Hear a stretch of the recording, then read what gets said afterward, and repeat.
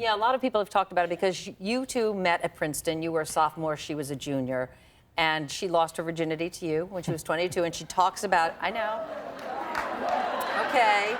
Did you ever imagine that that experience in college would get the kind of attention that it has gotten?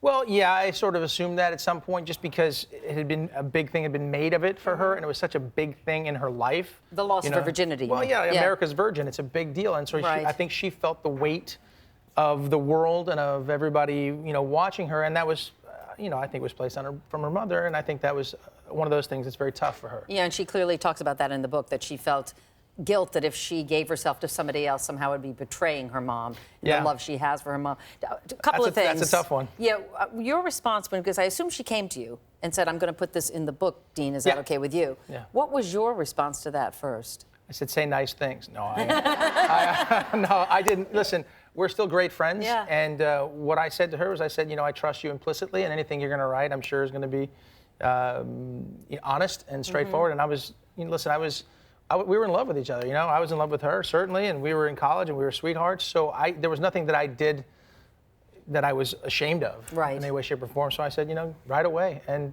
hopefully it'll be, cathartic for her and she can sort of deal with that huge portion of her life. Did you understand the inner turmoil that she was going through leading up to that night? Yeah, I did. We discussed it ad nauseum, and we talk about it all the time. I wouldn't make a thing of it.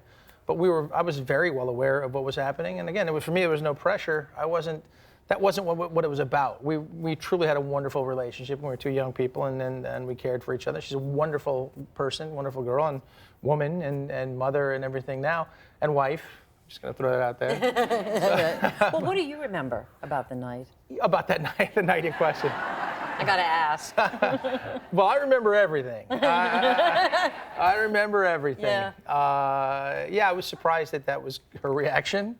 Well, she lost her virginity to you. You did, whatever. And you know how that works, right? I do know how that works. I do.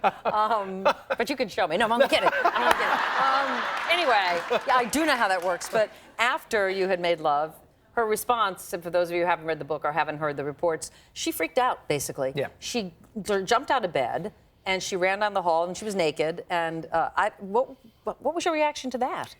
For me, it was very simple. It was just to go to her and just be with her and chill her out, because it wasn't such a big deal. It wasn't like it was some awful giant thing, but she saw it that way, and I was just there to be there and calm her down, and it worked. But I want to read one quote from the book because I really want your response. She wrote, "We were almost the couple who got married after being college sweethearts. He would have married me right out of college. He said he knew that I was it.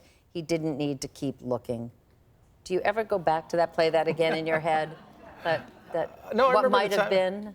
Do I play that back in my head? No, I don't. I'm not somebody who looks back and has a lot of regrets on anything.